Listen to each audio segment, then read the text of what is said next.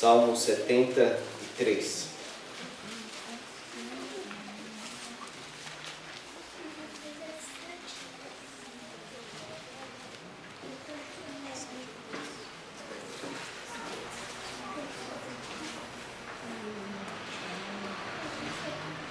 Hoje, como exceção à nossa série em Mateus, eu vou pregar no Salmo 73. O pastor Mário estaria conosco, mas por causa dessa situação que estamos vivendo, não pôde. Então vamos somente hoje pregar em outro texto, Salmo 73.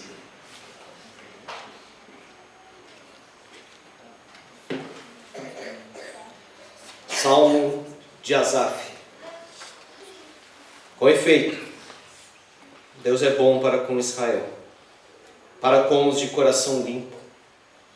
Quanto a mim, porém, quase me resvalaram os pés. Pouco faltou para que se desviassem os meus passos. Pois eu invejava os arrogantes ao ver a prosperidade dos perversos. Para eles não há preocupações. O corpo é sadio e nédio. Não partilham das canseiras dos mortais, nem são afligidos como os outros homens. Daí a soberba que os cinge como um colar, e a violência que os envolve como um manto. Os olhos saltam-lhes da gordura, do coração brotam-lhes fantasias. Odejam e falam maliciosamente, da opressão falam com altivez. Contra os céus desandam a boca, e a sua língua percorre a terra. Por isso o seu povo se volta para eles e os tem por fonte de que bebe a largos sorvos. E diz: como sabe Deus? Acaso há conhecimento no Altíssimo? Eis que são estes os ímpios, e sempre tranquilos, aumentam suas riquezas. Com efeito, inutilmente concebei puro o coração e lavei as mãos na inocência. Pois de contínuo sou afligido e cada manhã castigado. Se eu pensara em falar tais palavras, já aí teria traído a geração de teus filhos. Em só refletir para compreender isso, achei muito pesada a tarefa para mim. Até que entrei no santuário de Deus e atinei com o fim deles. Tu certamente os pões em lugares escorregadios e os fazes cair na destruição. Como ficam de súbito assolados, totalmente aniquilados de terror. Como ao sonho, quando se acorda, assim, ó Senhor, ao despertares, desprezarás a imagem deles. Quando o coração se me amargou e as entranhas se me comoveram, eu estava embrutecido e ignorante. Era como irracional a tua presença. Todavia estou sempre contigo. Tu me seguras pela minha mão direita. Tu me guias com teu conselho e depois me recebes na glória. Quem mais tenho eu no céu? Não há outro em quem eu me compraza na terra. Ainda que a minha carne e meu coração desfaleçam, Deus é a fortaleza do meu coração e a minha herança para sempre. Os que se afastam de ti, eis que perecem. Tu destróis todos os que são infiéis para contigo. Quanto a mim, bom é estar junto a Deus. No Senhor Deus ponho o meu refúgio para proclamar todos os seus feitos. Amém. Vamos orar, irmãos. Tua palavra, nela mesma, Senhor, já é um bálsamo profundo no nosso coração. E é um livro, Deus, escrito para nós, além de ter sido escrito para aquele povo também. Nós rogamos a Tua bênção para que o nosso coração esteja totalmente aberto, focado, inclinado, humilde, para que o Senhor fale. As palavras, Senhor, os meus lábios, o meditar do meu coração, sejam agradáveis na Tua presença, Senhor, rocha minha e Redentor meu, em nome de Jesus. Amém. Vou falar hoje, irmão, sobre uma crise de fé. Quem nunca teve crise de fé? Quem nunca pensou como Asaf? É que a gente tem vergonha de contar. Quem vai contar? Passou por uma situação como essa. Quem vai dizer que está passando por isso? Era uma crise de fé grave, aguda, que ele resolveu no santuário. Asaf chegou um momento em dizer: será que vale a pena servir a Deus?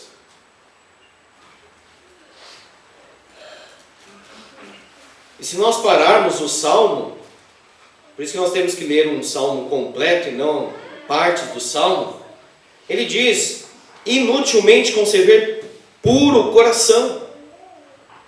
Era levita. O que eu estou ganhando com isso?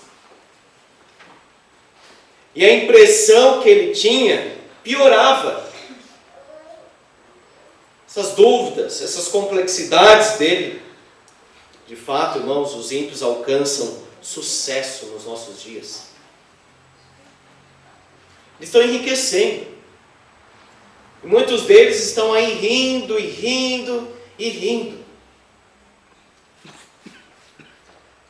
Jesus diz lá em Lucas 16, aquela pessoa que não tinha mais onde colocar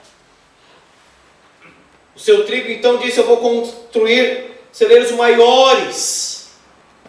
Não tem mais onde colocar o dinheiro, não sabe mais o que fazer com tanto dinheiro. Mas pastor, como que um crente pode enfrentar essas dúvidas? Como que o cristão pode ter essa inveja? Tem momento de fraqueza, irmão. Tem momento em que a nossa vida recebe muitos golpes, muitas ondas de provação.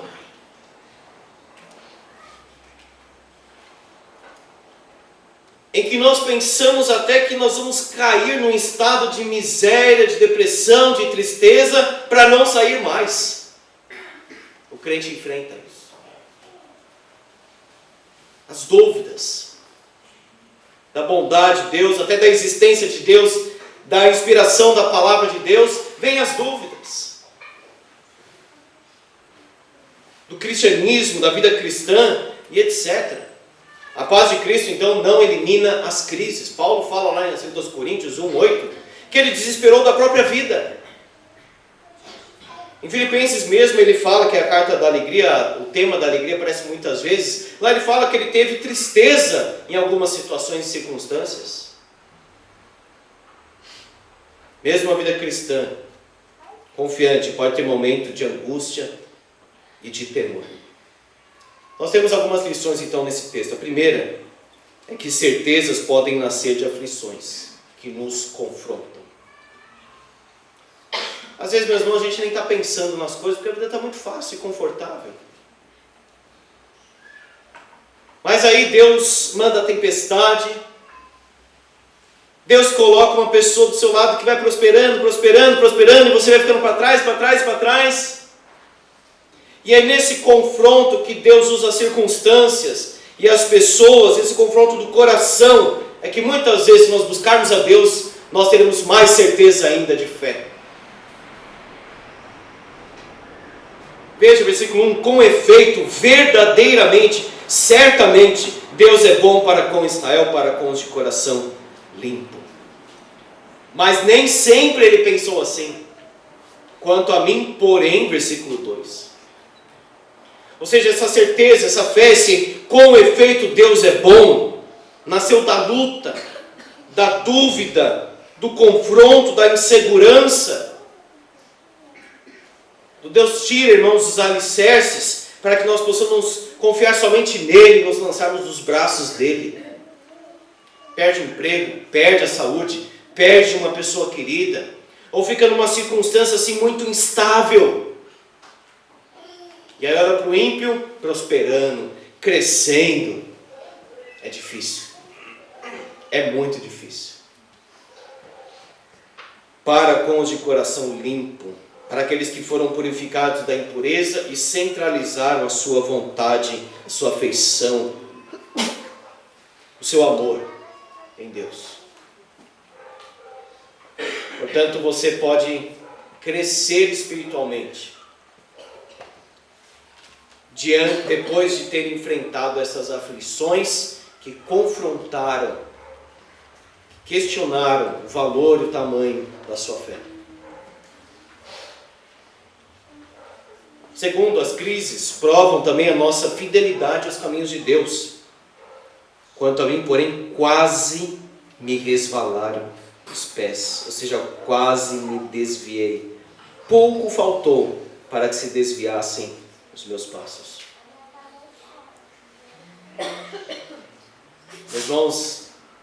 Meu irmão, talvez você esteja nesse falta pouco para eu abandonar. Falta pouco para eu desistir da vida de oração. Falta pouco para eu, não querer ir mais para a igreja. Falta pouco para eu desistir de ler a Bíblia e buscar as coisas de Deus. Falta pouco. Veja, o próprio Asaf, começa aqui o livro 3 do Saltério. O próprio Asaf colocando nesses termos: quase me desviei, quase caí. Ele era sustentado, ele mesmo não tinha uma herança física, material, porque os irmãos que leem a Bíblia devem se lembrar, a herança do levita era o Senhor, não as riquezas deste mundo. Então veja, ele não tinha as riquezas, ele tinha inveja, ele passava por muitas circunstâncias pesadas. De contínuo sou afligido, versículo 14. Lavei as mãos na inocência e agora sou afligido pelos ímpios. Eles aumentam suas riquezas e parece que eu aumento a minha pobreza. Faltou pouco desviar. Meu irmão, é na crise que a gente conhece mesmo quem é crente e quem não é. É na provação. É na dificuldade que você vê se você realmente está firme com Deus ou não. Não é assim, no espaço verdejante, tudo tranquilo, tudo calmo, sereno. Todo mundo acha lindo e bonito. Agora, e quando Deus parece ficar em silêncio? E quando Deus, de uma forma assim constante, diz não?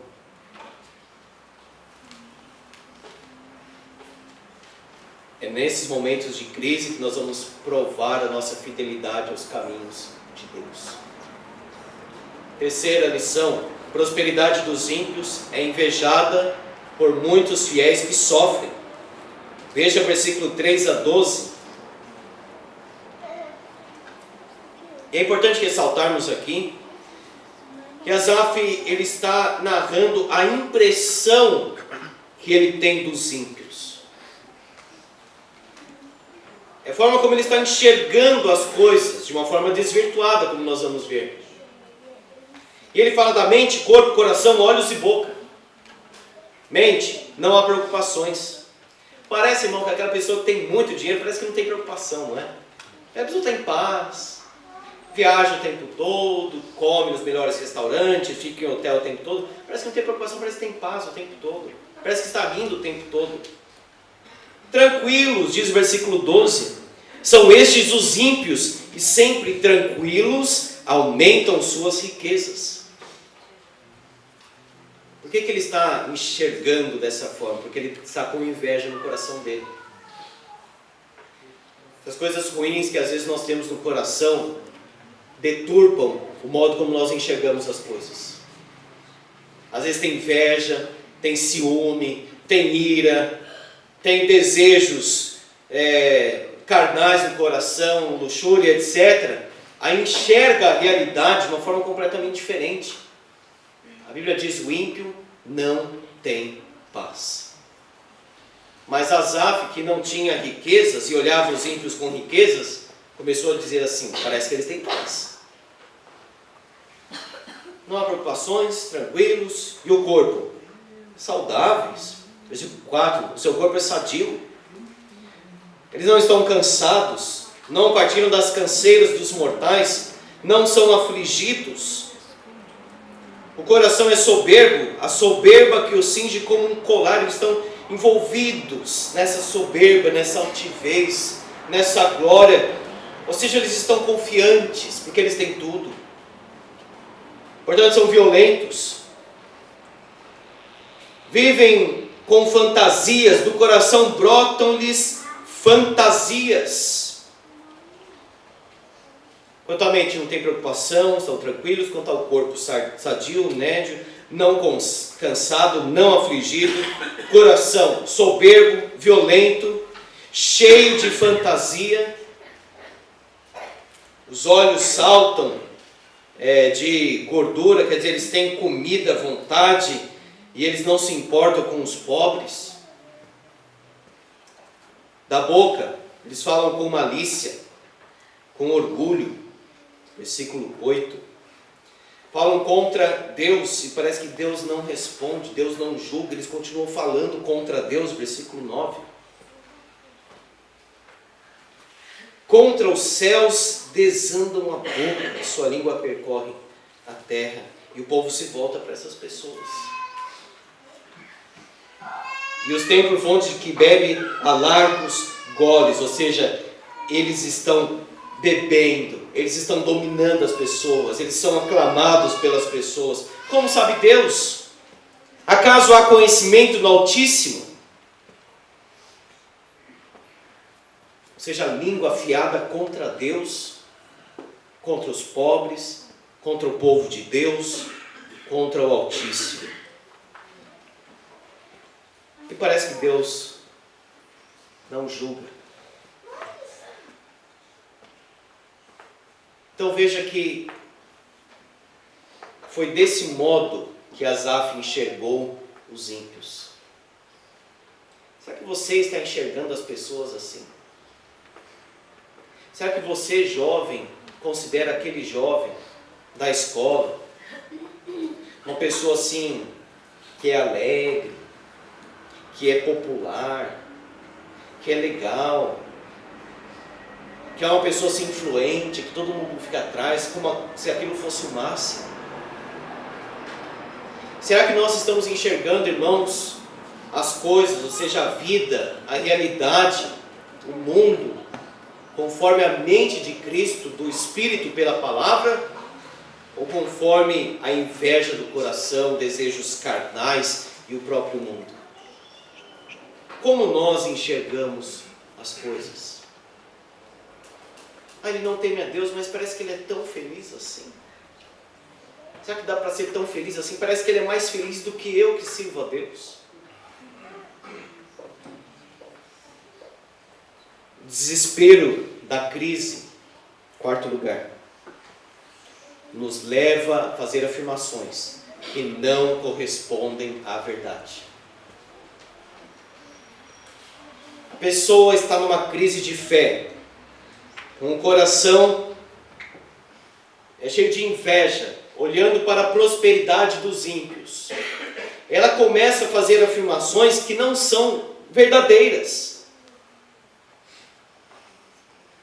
Inútil é servir a Deus. Sou afligido de contínuo, cada manhã castigado. Eu que conservei o meu coração puro, sou inocente, no sentido de ter buscado a justiça.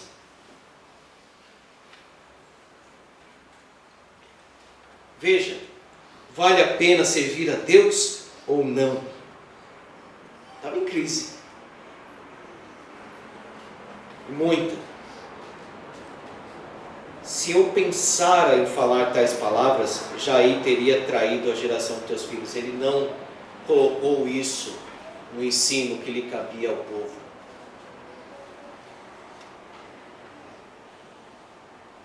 Ele não falou, traindo assim o seu ofício espiritual. Aqui já é uma lição importante para nós, irmãos. Às vezes nós estamos angustiados e vamos para o Facebook para anunciar para o mundo aquilo que a gente está passando. Ou cada pessoa que a gente encontra, conta. Quanto tempo você passou em oração contando para Deus as crises da sua vida? É muito importante ter amigos para compartilhar as lutas, as dificuldades. Mas nós temos que aprender a não ficar compartilhando com o mundo as nossas crises, lutas, angústias. Se eu pensara em falar tais palavras, Jair teria traído a geração de teus filhos. Ele não conseguia nem pensar mais sobre o assunto. Em só refletir para compreender isso, achei muito pesada a tarefa para mim. Ele estava esgotado, ele estava cansado.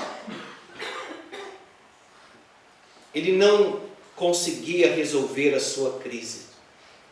E eu não sei se você já enfrentou uma crise assim, em termos de pensamentos, uma ansiedade, e aquilo ficava rodando, e não acontecia nada, não ia para lugar nenhum aquilo. Pelo contrário, só piorava. A pessoa só afundava cada vez mais. Achei muito pesada a tarefa para mim. O versículo 17 é aquele ponto em que tudo vai mudar. Até que entrei no santuário de Deus e atinei com o fim deles. O momento, irmãos, do santuário. O próximo ponto é justamente esse. A prosperidade dos ímpios é desprezada quando contemplamos o final da sua história.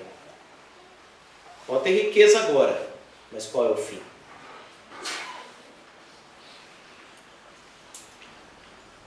Eu entrei no santuário de Deus. Meus irmãos, a casa do Senhor, onde nós paramos de observar os outros de uma forma invejosa. E às vezes nós estamos olhando as redes sociais apenas com inveja, invejando que ele tem isso, invejando que ela tem aquilo. Eu não tenho. Até esse momento em que nós entramos na presença de Deus, e Deus começa a mostrar o que nós temos em Cristo Jesus, que faz toda a diferença.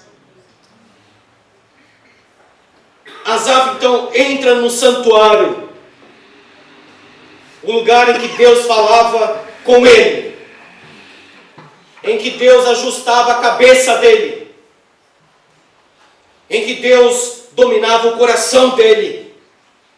Por isso, irmãos, que é importante nós estarmos aqui no culto, um lugar onde a gente para Deus falar. A cabeça tem que parar também, o coração tem que se inclinar, a dura serviço tem que se dobrar, para deixar Deus falar. Até que entrei no santuário de Deus e o próprio Espírito Santo começou a mostrar para Asaf como ele deveria interpretar a realidade. Asaf, qual é o fim dessas pessoas?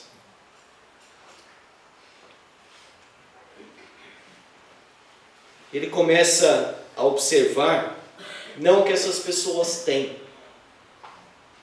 mas como Deus considera essas pessoas. Rafael comentou, achei muito interessante, da França, né? Todas aquelas nações ali estão realmente desprezando a Deus, porque eles se acham intelectuais, ricos, prósperos, e não precisam de Deus. Primeiro, ele contemplou o fim. Depois ele contemplou também a destruição. Versículo 18, tu certamente os pões em lugares escorregadios e os fazes cair na destruição. São assolados, totalmente aniquilados de terror. A coisa está mudando. Veja que ele está interpretando agora a realidade de uma forma correta e verdadeira, não de acordo com a cabeça dele, ou com o coração dele que tinha inveja naquele momento. Que você tenha essa experiência contínua na sua vida.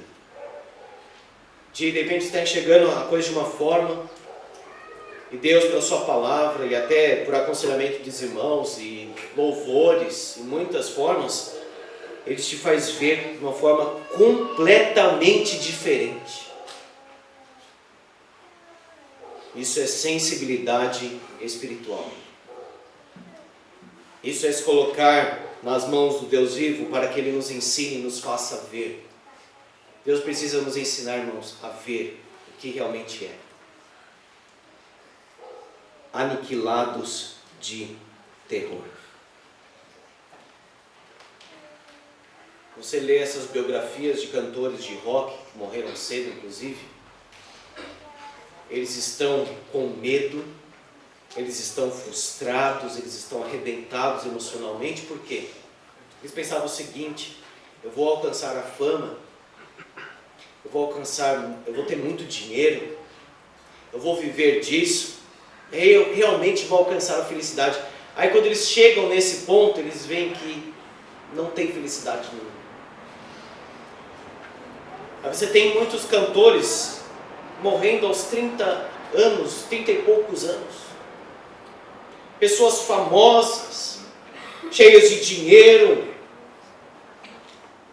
se matando. Bons músicos, jovens. Você lê, por exemplo, aquele ator Jim Carrey dizendo: eu queria que todas as pessoas fossem ricas e famosas para verem que realmente não é isso que importa. Ah, mas é ele falando. É claro que é ele, irmãos. Quem poderia falar? Ele é rico e famoso, então é ele que tem que falar. Eu já citei aquele Steve Jobs dizendo que ele não queria ser o cara mais rico do cemitério, porque lá tudo vira pó. Ou seja, irmãos, o que nós estamos buscando? Será que nós estamos invejando a prosperidade, as riquezas dos ímpios? Quando você começa a observar as coisas da forma como Deus vê, tudo se torna muito diferente. Aniquilados de terror, como um sonho. Versículo 20, quando se acorda, assim, ó Senhor, ao despertares, desprezarás a imagem deles. Não sei se você já ficou muito angustiado com um sonho, quando acordou, respirou aliviado, porque não é só um sonho. Uma imagem que não tem significado algum. É exatamente essa ideia que Asaf traz aqui, como um sonho. Quando se acorda, quer dizer, daqui a pouco toda essa prosperidade, toda essa riqueza, toda essa soberba, toda essa glória, toda essa altivez dos ímpios vai ser reduzida a nada. Nada.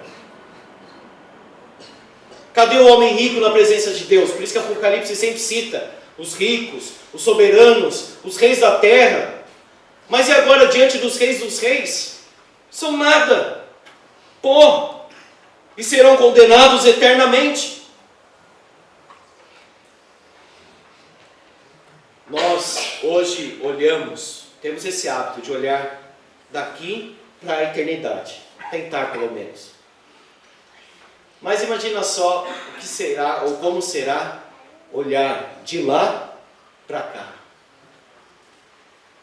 Eu tenho certeza que eu vou me considerar um tolo em muitas coisas. Para que eu me preocupei tanto com aquilo? Para que eu corri tanto atrás daquilo? Por que eu valorizei tanto aquilo?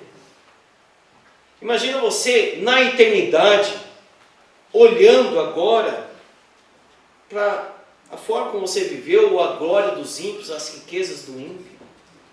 Vai ser um desprezo de imagem, como aquela imagem do sonho. Uma coisa vã, inútil. Essa é a mensagem de Eclesiastes. Nada tem sentido sem Deus. Desprezados, versículo 20. Portanto, outro ponto que eu observo aqui nesse texto, de lição para nós, é que o estado do nosso coração influencia o nosso modo de pensar. Veja o versículo 21. Quando o coração se me amargou e as entranhas se me comoveram, eu estava embrutecido e ignorante. Era como um irracional a tua presença. O coração dele estava amargo, suas entranhas estavam comovidas, agitadas. Por isso que ele pensou de uma forma muito ignorante, bruta. Quando nós estamos amargurados, qualquer coisa que as pessoas fazem, a gente pensa: por que ele está fazendo isso? A esposa ganha uma flor do marido lá, ele teve boa intenção. Ele está fazendo isso por causa daquilo. Ele está querendo me comprar, e etc. Começa a ver motivos.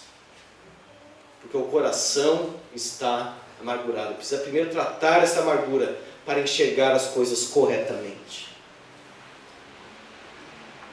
O coração está amargurado com alguém, aí a pessoa nos fala bom dia, nós interpretamos já esse bom dia, já quer ver o que significa, o que está por trás desse bom dia, etc, etc, porque tem amargura no coração. Porque tem ódio não tratado ali.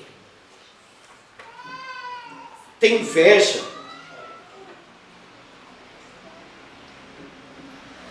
Isso aqui, irmãos, nas empresas, no mundo, nos relacionamentos, está cheio disso aqui, inveja. É um duvidando do outro. É um pensando errado do outro, porque tem amargura. O estado do nosso coração influencia o nosso modo de pensar. Agora, quando você coloca o seu coração na presença de Deus, e deixa Ele tratar o seu coração, e deixa Ele ensinar você, e deixa Ele mesmo ser o seu mestre, você se coloca aos pés de Jesus, aí sim você começa a pensar de uma forma espiritual, clara e verdadeira. Deus trata o coração para que a nossa mente veja com clareza, de uma forma espiritual, as coisas. E por último, a comunhão da intimidade com Deus é a maior riqueza da nossa vida. Ele aprendeu isso. Por que ele tinha inveja da prosperidade dos perversos? Porque Deus ainda não era a riqueza da vida dele. Às vezes nós pensamos, eu tenho esse carro, mas eu queria ter outro. Eu tenho essa casa, mas eu queria ter outra. Eu tenho esse celular, mas eu queria ter outro. Eu tenho esse emprego, mas eu queria ter aquele. Eu tenho esse curso, mas eu queria ter mais. Não um desejo natural de conquista, porque isso até Deus colocou no homem. Mas essa insatisfação, essa inveja, essa busca desenfreada por mais, mais e mais. Talvez Deus não seja ainda o tesouro, a riqueza da nossa vida e do nosso coração. A comunhão da intimidade com Deus é a maior riqueza da nossa vida. Versículo 23, todavia estou sempre contigo, tu me seguras pela minha mão direita. Por que ele não caiu? Tudo isso aqui. Mesmo nas crises de fé, mesmo nos pensamentos absurdos da cabeça dele, mesmo assim, Deus estava segurando a mão de Asaf. Meus irmãos, a gente sabe que teve um momento da nossa vida que a gente não caiu, assim, não desviou completamente, porque ali Deus estava segurando a nossa mão. O pai que vê o filho ali correndo e vai cair, vai ser atropelado, ele segura. O filho esperneia, grita, fala que quer ir, mas o pai segura porque sabe o que é melhor. Quem sabe você está em crise, mas creia, você é filho de Deus, de fato, Deus ainda está segurando a sua mão. Deus segura a nossa mão nesses momentos, irmãos, de fraqueza intensa, de crise, de dúvida, de angústia. Não é que a gente não caiu, é Deus quem nos guardou. Nós cairíamos rápida e prontamente. Nós seríamos esmagados por Satanás, se Jesus não intercedesse por nós. Podemos confiar então que Deus nos segura em nossas fraquezas, versículo 23. Estou sempre contigo, tu me seguras pela minha mão direita. É Deus quem nos aconselha, tu me guias com teu conselho. Deus é o maior conselheiro que nós temos.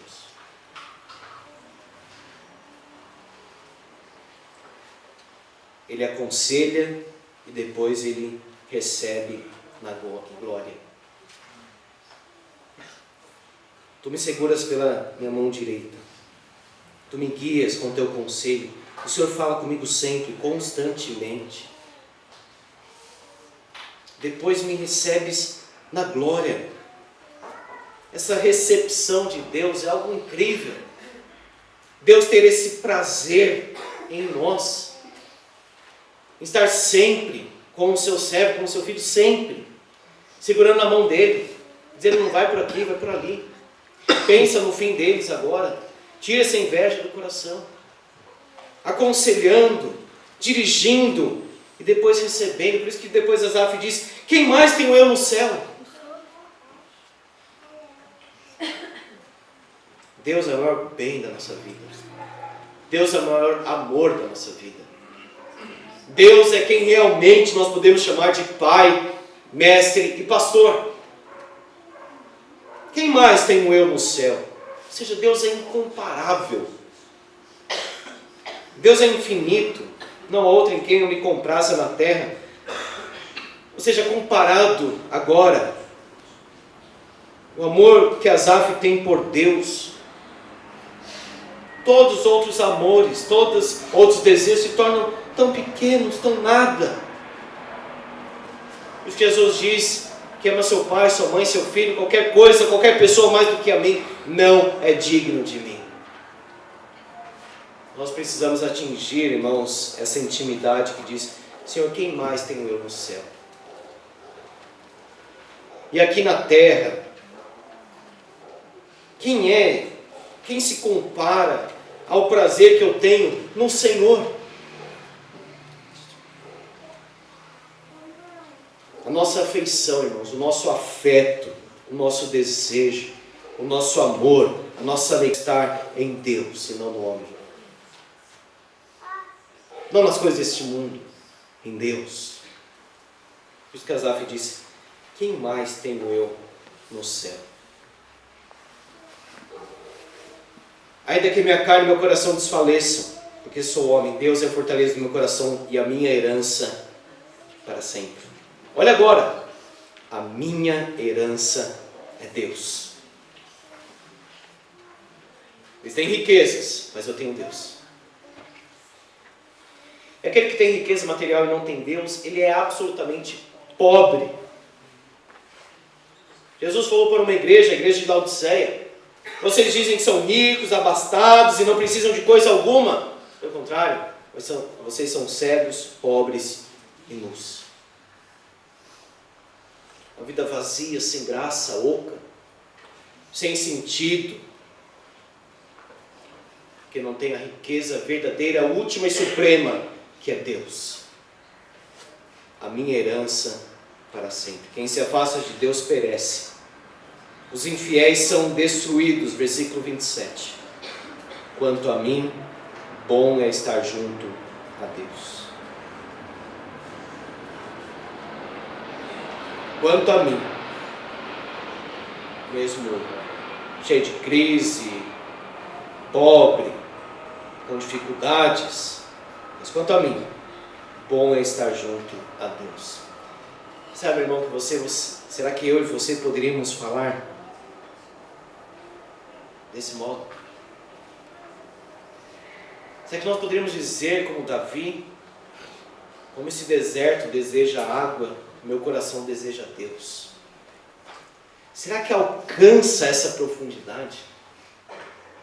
Será que a nossa sede, a nossa fome de Deus é maior que tudo nessa vida? O que é bom para nós? Bom é estar junto a Deus. No Senhor Deus põe o meu refúgio para proclamar todos os seus feitos. Somente assim ele poderia falar de Deus, andando com Ele, tendo-o como maior riqueza da sua vida. O Senhor é meu pastor, nada me faltará. Paulo diz, Cristo em vós, a esperança da glória. Em 2 Coríntios nós lemos que Cristo, sendo rico, se fez pobre para que nós fôssemos ricos nele. Você é rico, sim. E é uma riqueza incomparável, incalculável. Pesada, diz Paulo. Vamos ler 2 Coríntios capítulo 8, versículo 9.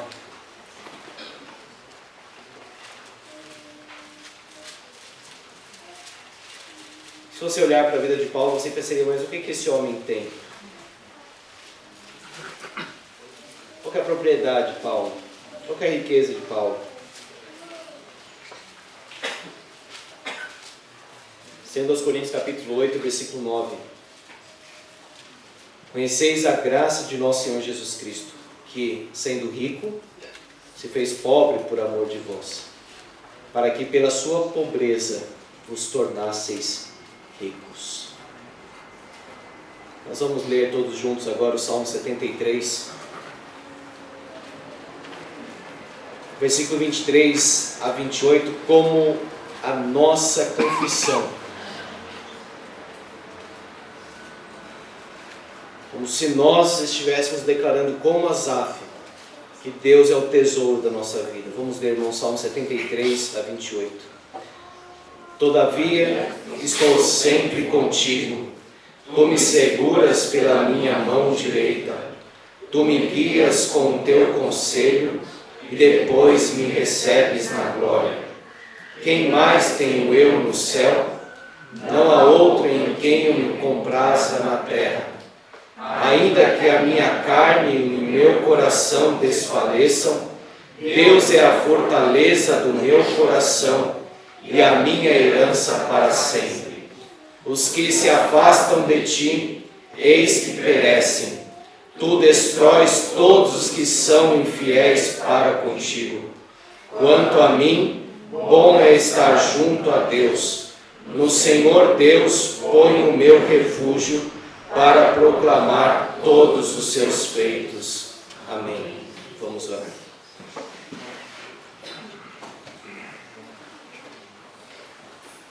Senhor,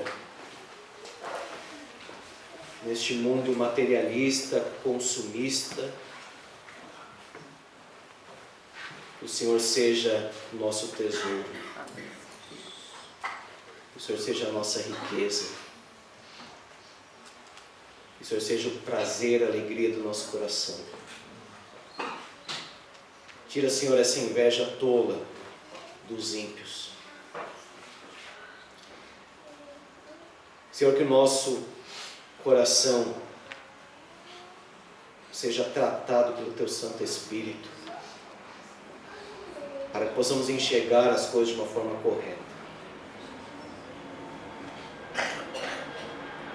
Que o Senhor nos dê essa paz em Ti mesmo. Que o Senhor nos dê esse repouso no Teu coração. Que o Senhor nos guie com o Teu conselho. E nos dê essa esperança bendita de que o Senhor mesmo irá nos receber na glória. Que nós possamos amar o Senhor acima de tudo e de todos. Que o Senhor receba, Pai, o maior afeto do nosso coração, a maior alegria da nossa alma, seja para o Senhor. Que nós possamos pensar mais no Senhor. Que o Senhor seja o nosso universo, que o Senhor seja a nossa vida. O Senhor tira de nós invejas, ciúmes e outras loucuras mais. Ajusta, Senhor, a nossa mente no santuário, na Tua presença. Tenha misericórdia de nós, ó Deus.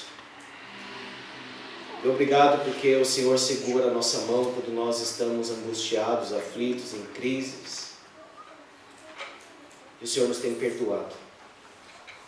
Louvado para sempre seja o Teu nome. Para a Tua glória, Senhor. Em nome de Jesus. Amém. Amém. Fiquemos em pé, irmãos, para recebermos a bênção.